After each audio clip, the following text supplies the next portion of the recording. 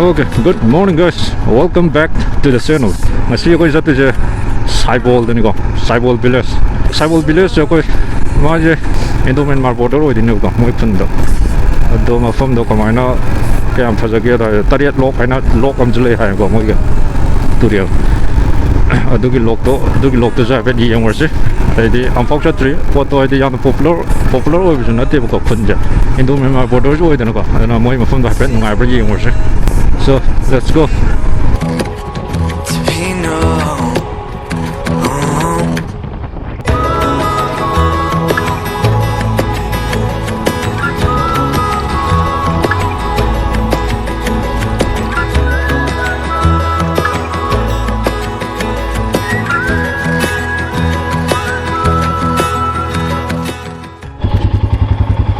저기 정랑 보기 간호다는 거 흘려져 체크포스트 하면 체크포스트 여기 계시다 돈을 비주셔도 왜 그거 시파에 다지 제대로 거 그냥 해줬지 체크포스트 네 것들은 보기 그 플레이스 아웃포스트 체크포인트 하다 여기 som 저거는 머리에 있는 거 somsal에 앞에 가서 살리는 som살던데요. 이제 좀 아까 som클레는 파도 해야 하고 실은 이제 오실라가 아도 그 정시 살리제 그 som클레는 요래 그 som클레는 요등아 마르떡이가 마르떡이 상내네 살보 가지 너 럼비지 그만 또 게하고 그만 또 게 퍼블리 잉지고 let's go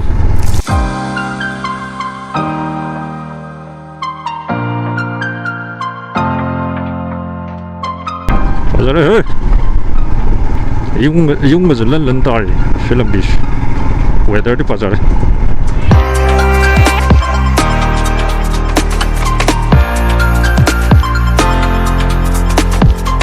nambi di nuai de lamjang hai ha je chikun je ui lamjang ni ngai de street back of road kun makan ne for sa terus ado yang ase welcome to Phalbung village song hai lamjang ma thang Phalbung village bes pazai ni sai bi da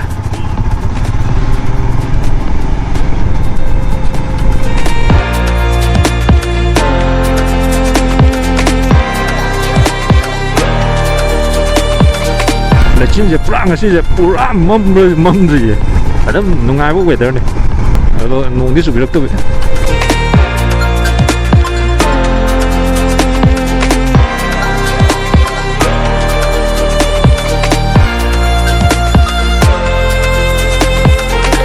Welcome to Kanamar. Khudai like from Masoku village. Khudai like from kai. Asin on dai.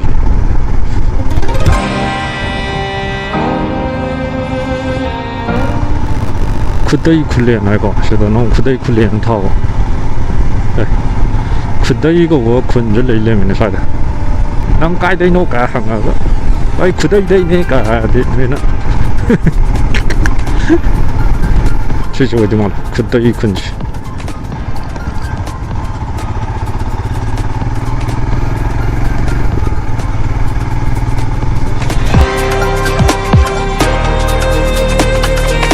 ostare noi pen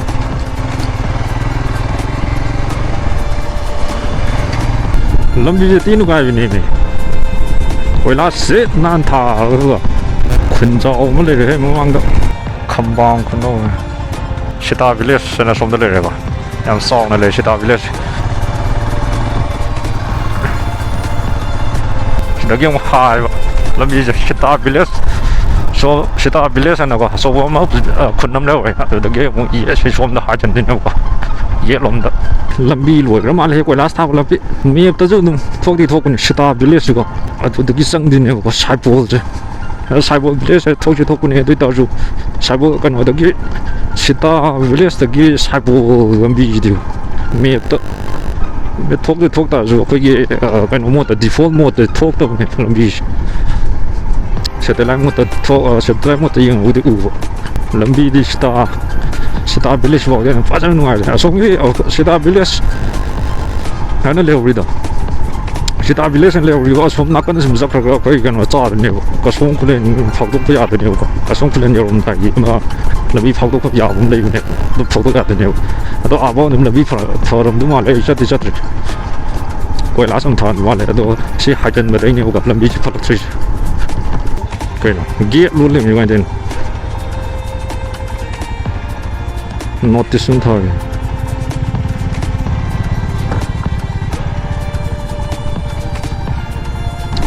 cái khuyên người tin vào khuyên người thật đấy phán là nung thảo nó có phải năm như cho tôi làm gì thế phun người ở đôi lấy anh phun người ở đôi es phải rồi sao vậy ngoài xoay làm gì để giết em vậy giết mẹ em luôn luôn giết ngọc cái này làm gì vậy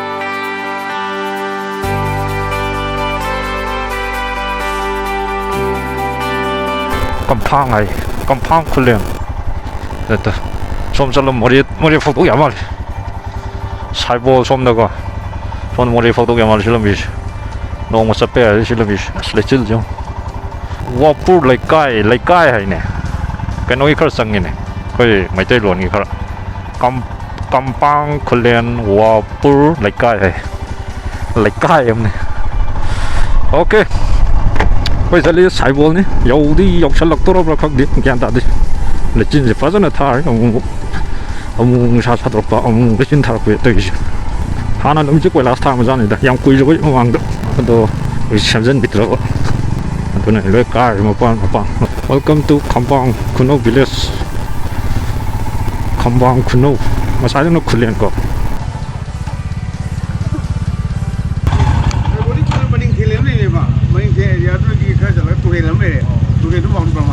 Oh, thank you. Let me show the này.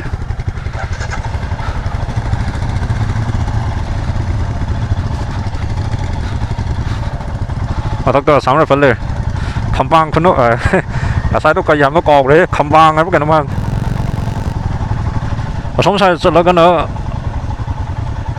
lâm luôn cái phân tại hay bao à đó hôm nay sao lại đấy sai bộ gì ơi cái nói là chuyện gì đấy very nice ơi xin môn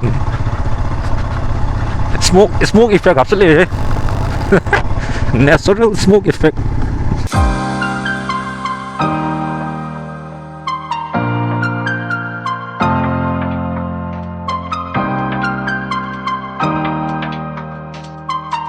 là chỉ một cái gai thâu dưới ngoài phải không? Làm gì xem mấy món, mấy tạt à? Very nice. Là chỉ lời thà đấy, sao vậy đi? Tụi mình ngoài ui đấy nó mới sai. Phải giúp chừng khẩn lắm á. Phát ra rêu này, làm gì dùng? Sẽ ý vui lên. Làm gì dùng? Mấy tạt đấy cái nó sẽ đi à? Ui đấy em thấy. Very nice bro. Get them there, nice. That feels good. Là xin giờ thoát rồi đi view choเขาphải đúng rồi. Get them on lên rồi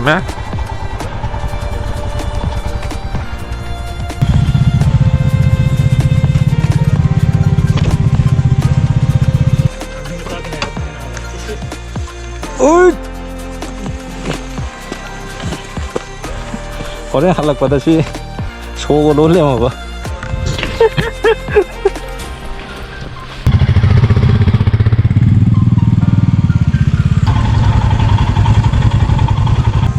giờ xem hàng tuồng như lòng lớn làm tàn cây ngoài kia đang phá đi rất đi ra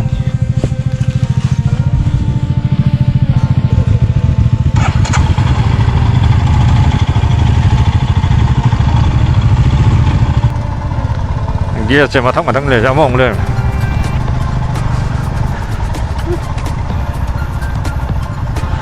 thank you brothers làm bị mà tiệc phát âm rồi mẹ Ayan thôi rồi. Ayan thôi kìa.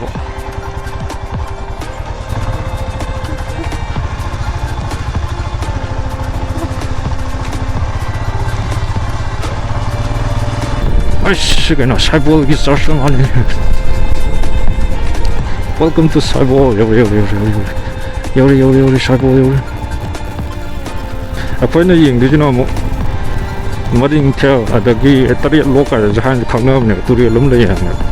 아더기 둘이 왕보다는 둘이 왕보다는 버마 어디 보고. 좀 살다고 인디아 어디 내고. 아두 자가는 건 이게 무슨 뜻이. 어이씨, 묘요. Burma. From the Uri Burma side.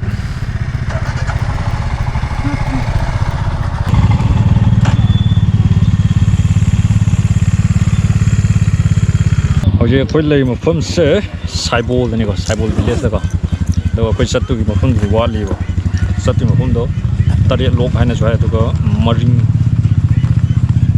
하나 cái nông số hay qua 머링 칠라고 말이 border with the India ne the Myanmar ne border with the new Saibo je chat wo pung ma myang sang nge gam sat yong sha adlu u je kon kabo beli je da Burma ne ko ja ko le je ko no je lai view je Saibo de u view ne Sri lai kabo beli som da na mori ka som lai de ko tumu cái cả cái này rất tuyệt vời sống ta cái món ông cố sinh là xin thang cái sống nát cái gì vậy cái quang mà này bảo trên núi lấy cái gì cái quang mà này thì tôi đến được khi lấy à cái chính đó một chiếc xe lấy đó cái kilometer mile này à cái cái ông khổ đấy chứ vậy có xong đi là cái xe khuya là xe cái quang mà chứ xe mà khai 88 lấy cái bộ đó bây giờ 88 cái yang phố piêu này có yang phố piêu đi mà khai mất cái 87 này yang popi wala tentu ga habdo si lambing ngang mo to si makada wala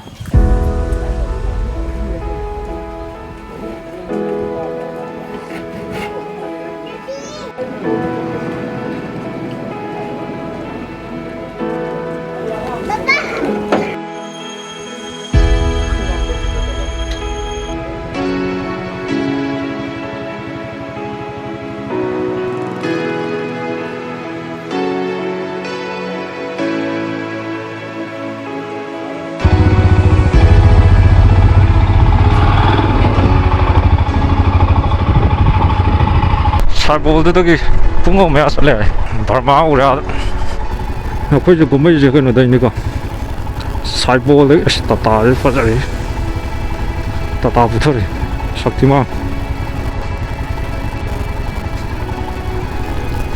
붙어 그래 아까 더더러 저 Saibo 근데 이거 아도 아까 너 이제 이행도 저 따르겠다 이제 따리 로 하나 건강 둘이어도 아두니오가 그는 아까는 이 무슨 턱들이지 다리 록도 거기 머린 첼하고 근데 낚은데 씨라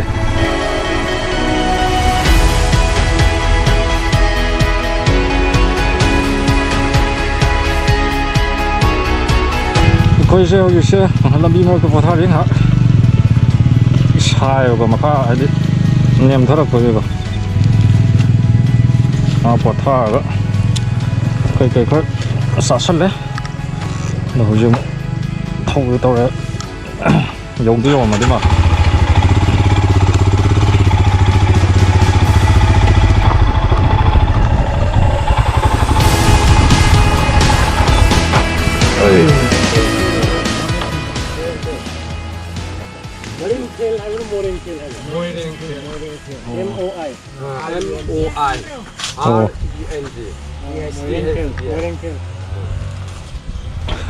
Koi mi manga.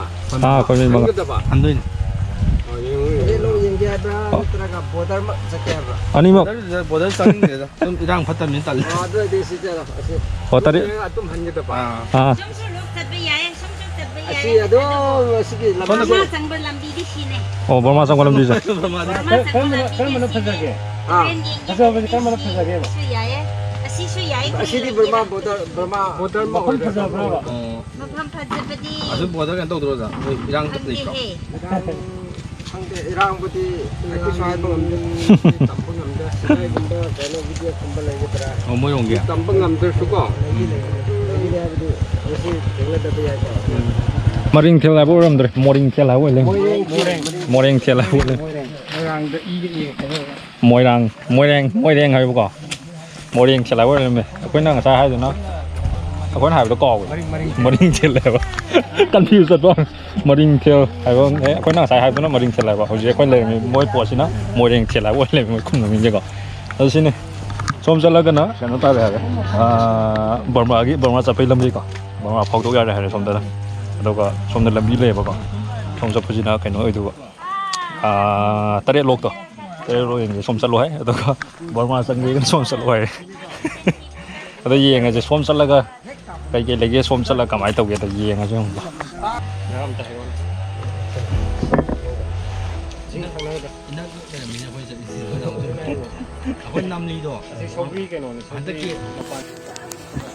Dùng tranh khởi tẻ rồi đấy. Dùng nạc. Dùng nạc tranh khởi phòng. Dùng đi kèm một số rồi.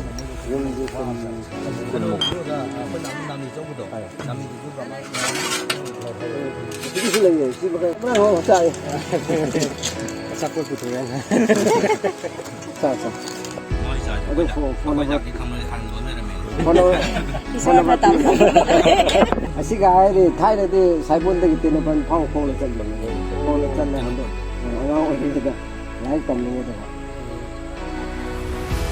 ini chen ni shortcut ले रहा है. lekal itu ini lambi do पहला ही है.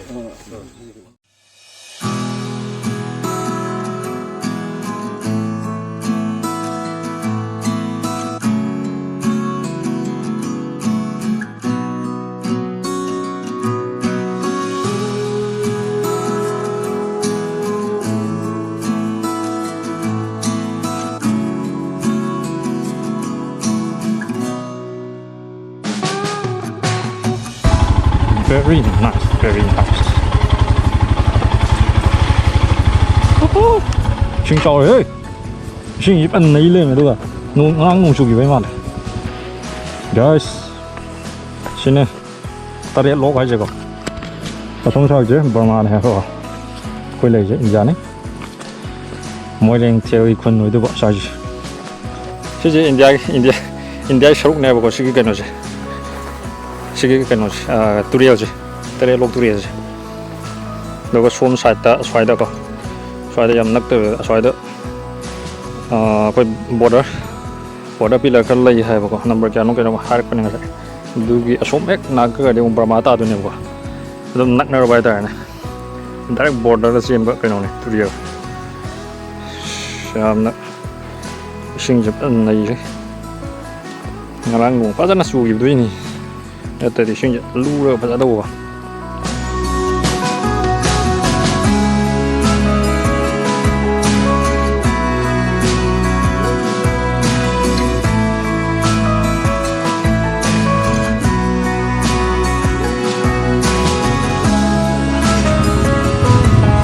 Không đâu.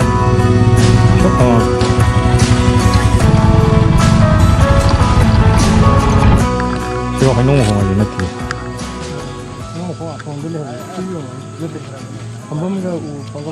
Aku yang paham betul. Aku yang paham betul.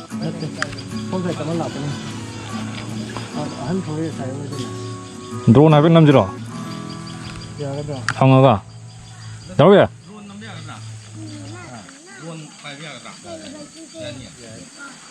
Hang nama gì? Hang apa tahu ini?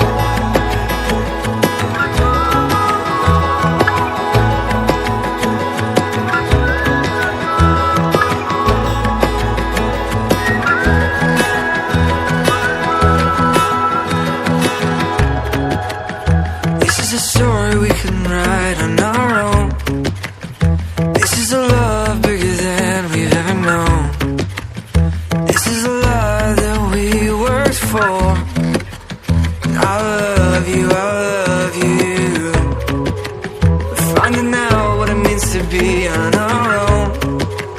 We're finding love and we're finding a home. This is what it's like to be known, to be known.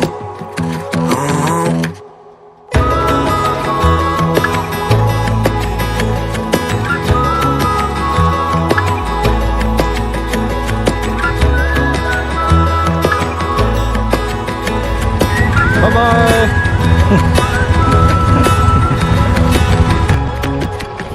Park cars, fireflies, dead quiet summer nights. The look in her eyes. Đấy cho anh đi tôi chứ. Ủa. Amma na. Taruh ko ni drama dia amma na. Tadi manga ko ni drama dia. Manga ko ni drama dia pergi India gini buka. Agam perma ko ni pergi. Taruh ko ni drama dia. Mau ni pun mama ada. Jadi